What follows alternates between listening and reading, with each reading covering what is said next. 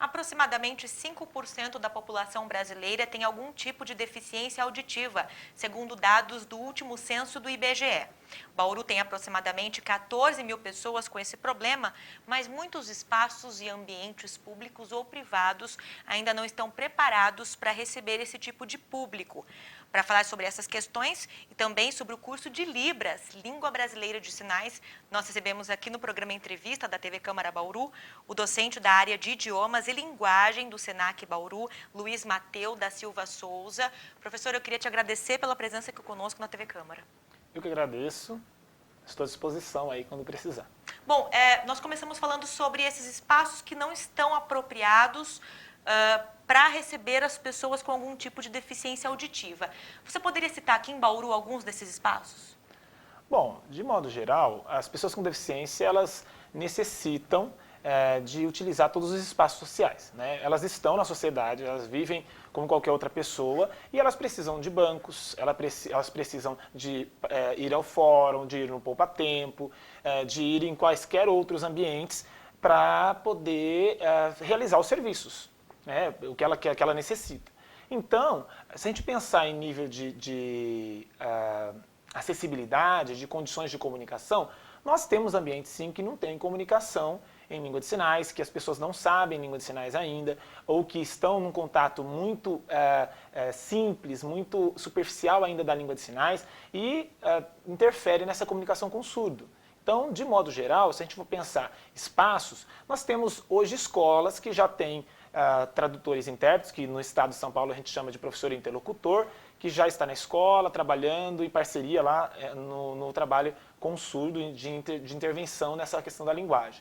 Mas tem muitos espaços que ainda não tem, né? Eu acho que principalmente bancos, algumas empresas, o surdo para fazer entrevista, por exemplo, ele não tem pessoas que possam mediar essa entrevista, as pessoas não sabem língua de sinais quando vão entrevistar o surdo, às vezes eles perdem de entrar numa empresa, às vezes estão até qualificados, mas não tem uma pessoa que trabalha com a mediação da comunicação, então é complicado mesmo. E eu sei que a primeira legislação oficial, né, regulamentando a língua de sinais, Libras, ela foi promulgada em 2002. Conta um pouquinho para a gente sobre essa lei. Bom, a Lei 10.436 de 2002 é a lei que reconhece a Libras como língua.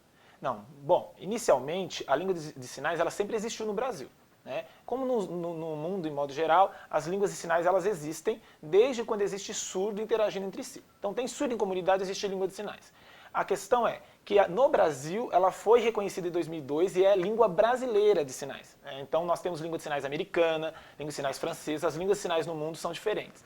Mas no Brasil ela foi reconhecida em 2002, embora já sempre foi usada e com isso criou-se uma demanda, né, em relação a material da área. Então nós tínhamos um material que estava sendo publicado até anteriormente à lei, que já estava sendo produzido, e aí já logo depois que a legislação é aprovada, nós temos já alguns materiais oficiais de língua de sinais, materiais já da história anteriores nós tínhamos, mas depois com a lei nós temos muito material sendo publicado, nós começamos a ter um olhar das instituições em nível superior, por exemplo, em relação à formação de profissionais para atuar com surdos, de formação inclusive dos próprios surdos para atuarem na área do ensino de Libras, e assim a língua de sinais começa a se expandir, né, se desenvolver no Brasil, por meio do reconhecimento da legislação.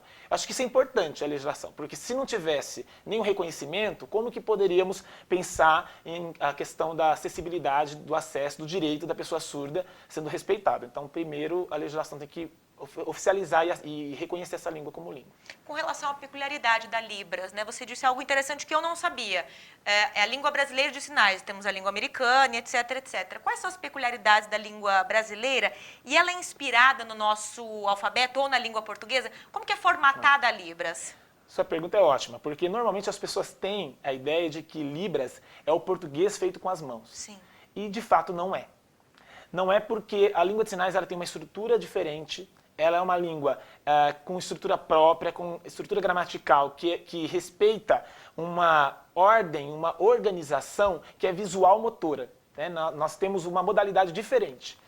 Enquanto a língua portuguesa é oral, auditiva, a língua de sinais ela é visual-motora. E nesse sentido, no português, quando nós temos frases, e as frases em português você só pode dizer palavra por palavra. Então você tem que falar numa sequência lógica, não dá para você falar as coisas ao mesmo tempo, muitas informações ao mesmo tempo, você tem que falar coisa por coisa.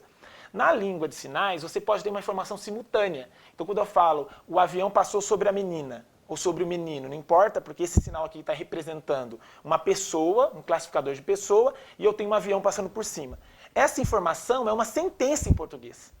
Não é uma frase. O avião passou sobre a menina. Que em português a palavra seria: o avião passou sobre a menina. Mas isso não é Libras. Essa estrutura palavra por palavra é do português. A língua de sinais é uma língua também simultânea, embora tenha algumas construções que são lineares. Mas, de modo geral, as coisas acontecem de forma diferente. A língua de sinais tem parâmetros. Então, ela não é feita só com sinais. Nós temos 5 parâmetros. É a configuração de mão, que é a forma da mão. Então, você tem que sinalizar com uma forma específica. Por exemplo, essa forma dá para produzir inúmeros sinais. Eu posso fazer sábado, com essa forma eu posso fazer aprender, com essa forma eu posso fazer ouvir. Então, essa forma é chamada de configuração de mão, forma da mão, que nós temos por volta de 63 registradas. Né? Mas pode ser que a gente tenha até mais, mas o que a gente tem de pesquisa 63 configurações. Depois, a gente tem, depois da configuração de mão, o ponto de articulação, que é o local onde o sinal é realizado. Em língua de sinais, se você mudar o local, mudou o significado, como eu fiz agora. Eu usei o mesmo sinal, mas eu usei em lugares diferentes. Eu usei na testa e usei na orelha. Então, na testa é aprender, na orelha é ouvir. Então, mudei o local onde o sinal é realizado, mudou o significado. Nós temos também o movimento. Nós temos sinais que têm movimentos, nós temos sinais que são parados. Então, em pé, ok? Mas andar tem movimento. Então, tem sinais que têm movimento, tem sinais que não têm movimento. E nós temos também a orientação da palma da mão. Quer dizer, se a palma da mão mudar, muda o significado. Então, se eu faço estudar assim, não é possível fazer estudar assim, mudando a palma da mão. Dessa forma, com a palma da mão para cima. Então, fora esses 4 elementos, ainda tem a expressão facial e corporal. Quer dizer, mais um elemento. O surdo não se comunica só com sinais. Ele tem uma informação que está previsto, que está ali contida na expressão e também no corpo. Então, se ele sinaliza uma pessoa orgulhosa, ele não vai fazer a pessoa orgulhosa assim. Ele vai fazer a pessoa orgulhosa com uma postura e com um levantar da cabeça que corresponde a esse orgulho. Né? Então, os sinais não tem só... Por exemplo, vamos pensar um sinal aí de tristeza. Não é possível fazer triste sorrindo. Então, triste, alegre. Então, em língua de sinais, tem sinais associados com esses conjuntos de parâmetros. Esses parâmetros todos fazem com que o que eu sinalizo, o que eu produzo, tenha sentido para o surdo. Então, não é como no português que, por exemplo, a frase no português, ela pode ser sujeito, verbo, objeto. O avião caiu no mar. Aí a gente poderia fazer, o avião caiu no mar. Na língua de sinais, a ordem pode ser diferente. Pode ser objeto, sujeito, verbo. Pode ser primeiro o mar, depois o avião e o avião caiu. E aí ele caiu nesse espaço aqui, que é o mar. Um aluno estava fazendo um trabalho com língua de sinais e ele produziu floresta, rio e a água foi bombeada, falando sobre o tratamento da água. Olha só, ele produziu floresta primeiro, depois ele disse que na floresta tinha um rio e depois que ele disse que a água foi bombeada. Então essa construção é uma construção imagética, é uma construção visual, é próprio da cultura surda. Era justamente isso que eu te perguntar, professor. No caso, a construção dos sinais, ela está muito mais ligada à ideia da imagem do que no nosso alfabeto da língua portuguesa. A decodificação também é diferente, então, pelo Exatamente. receptor. Porque assim, na questão do alfabeto que você tinha perguntado antes, você retomou agora, o alfabeto manual, ele é empréstimo da língua portuguesa. Então, quando a gente faz a construção com o alfabeto manual, a soletração do alfabeto, sim, a gente usa para nomes, para substantivos próprios, nomes de empresas, nomes de pessoas. Porém, os surdos não se comunicam com o alfabeto. O alfabeto é para só essas escritas, esse momento que eu preciso apresentar a palavra em português ou em língua estrangeira. Senão, eu vou usar sinais, né? Então, para a pessoa que eu sinalizo, se for um surdo, para ela tem mais sentido essa construção visual do que esses sinais por sinais, palavra por palavra. Porque ele olha, ele reconhece o significado do sinal, mas se você falar palavra por palavra, ele não entendeu o sentido. É como no inglês, quando a gente faz uma frase equivocada, quando a gente traduz equivocadamente para o inglês. Sim, Perfeito. E o Senac Bauru está oferecendo, né? Neste ano já aberto ao público externo, eu sei que vocês já tinham esse curso de Libras para os colaboradores do Senac, né? Quando que surgiu a necessidade de abrir isso para a comunidade?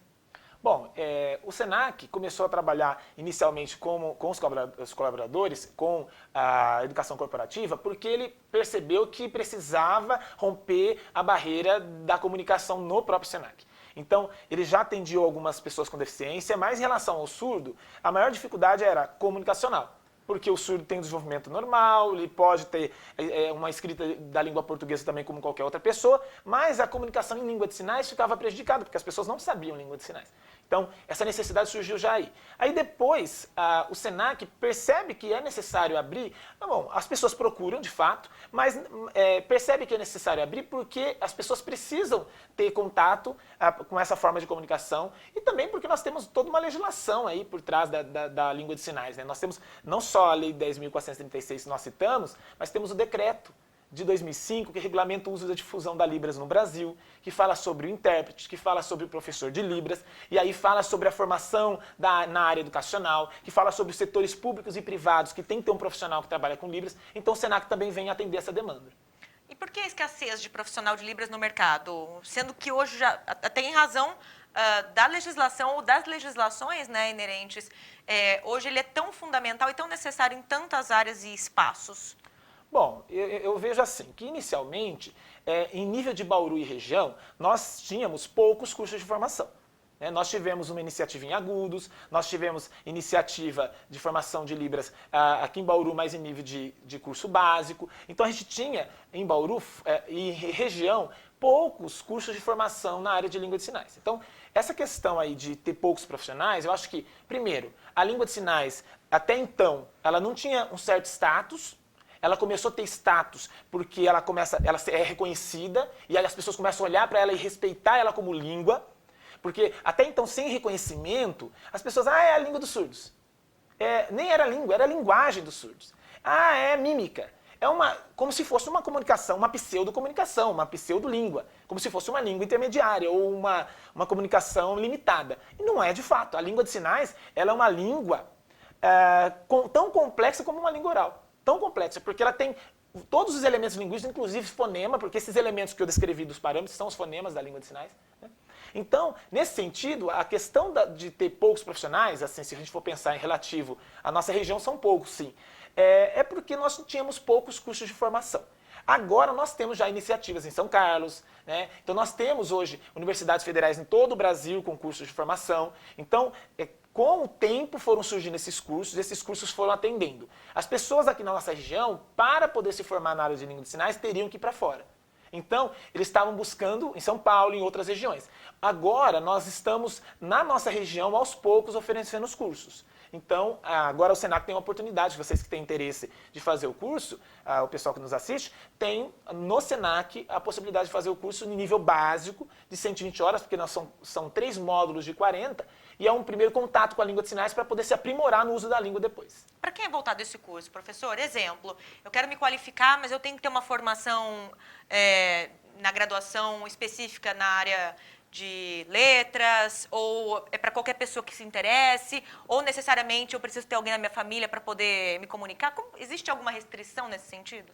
Não. O Senac recebe para o curso de Libras, a partir de 13 anos, qualquer pessoa que tenha interesse.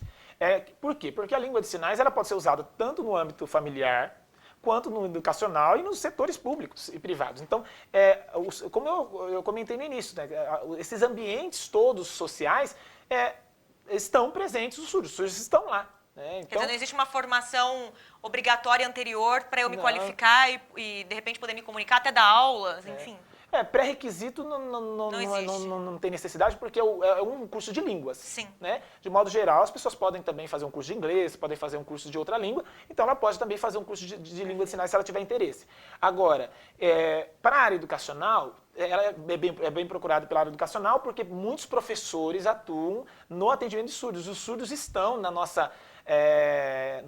sistema educacional, é um sistema educacional num paradigma inclusivo. Nosso modelo é inclusivo. Então, os surdos estão lá porque está garantida pela Constituição a matrícula desses alunos na escola regular. Então, se está garantida a matrícula, os professores também precisam estar tendo contato com a língua de sinais, então é procurado pelo pessoal da educação, é procurado pelo pessoal da área do RH, que necessita fazer entrevistas, trabalhar com contratação de pessoas e que às vezes tem dificuldade de lidar com surdo na comunicação, e procurada por pessoas de várias áreas. Hoje nós temos alunos matriculados, que é do design, nós temos pessoas do jornalismo, nós temos pessoas de várias áreas. Tem pessoas que não são formadas ainda, tem pessoas que estão fazendo pedagogia e que querem já terminar o curso, já sabendo língua de sinais para poder atuar. Então é diversas, as áreas são muitas. Agora, nessas experiências que vocês estão tendo com o curso, né, ao longo desse ano de 2015, que avanços vocês observam com relação às pessoas, tanto as que aprendem para poder se comunicar, quanto as pessoas que têm mesmo deficiência auditiva e recebem agora esse aprendizado, essa nova língua, nessa nova forma de comunicação com o mundo exterior?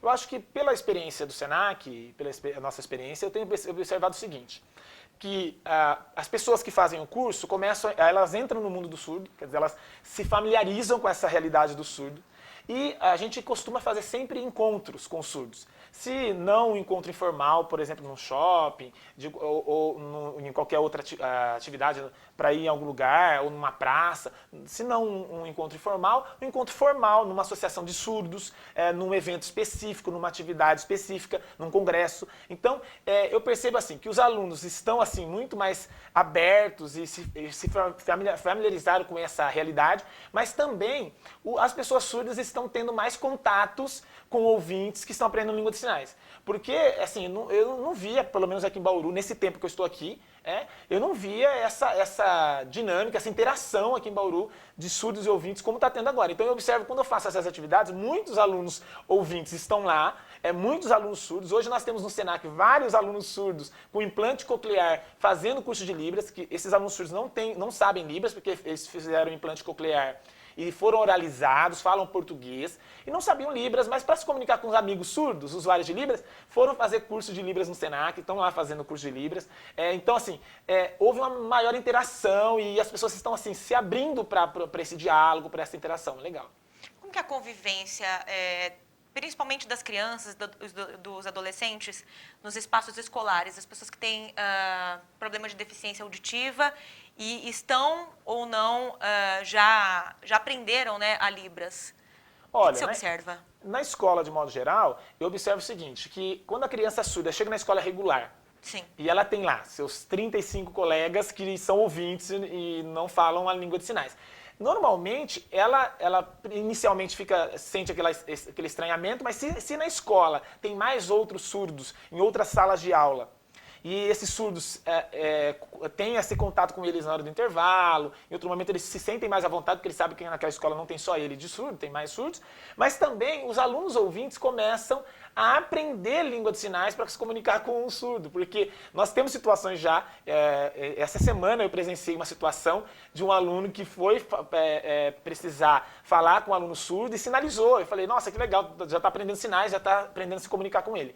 E assim, acontece essa interação, os alunos ouvintes, alguns se interessam e aí começam a aprender língua de sinais. Tem escolas que, inclusive, o próprio aluno surdo dá aula para os professores, dá aula para os alunos de Libras, então tem um momento lá para 1 minuto, 40 minutos, meia hora, um período para trabalhar com o ensino de Libras para o pessoal da instituição, da escola. Eu acho que isso é legal. E aí o que acontece? As crianças, elas se desenvolvem normalmente e tem a interação. Né? Só depende aí do uso da língua, mas o uso da língua acaba sendo mediado aí pelo intérprete também.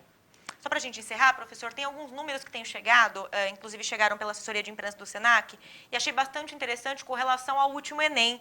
Foram 8.800 deficientes auditivos inscritos, o dobro do ano anterior. Isso mostra a inclusão social dessas pessoas, né? As políticas públicas, elas estão seguindo paralelamente a inclusão, essa ideia de inclusão e o que vem acontecendo com relação a essas pessoas? Bom, de modo geral, sim. A gente tem visto que tem um movimento em relação a esse acesso, porque a escola, quando ela se pretende, até a própria Constituição, quando diz assim, que a educação é para todo mundo, então as políticas públicas vão em direção a atender principalmente a área educacional.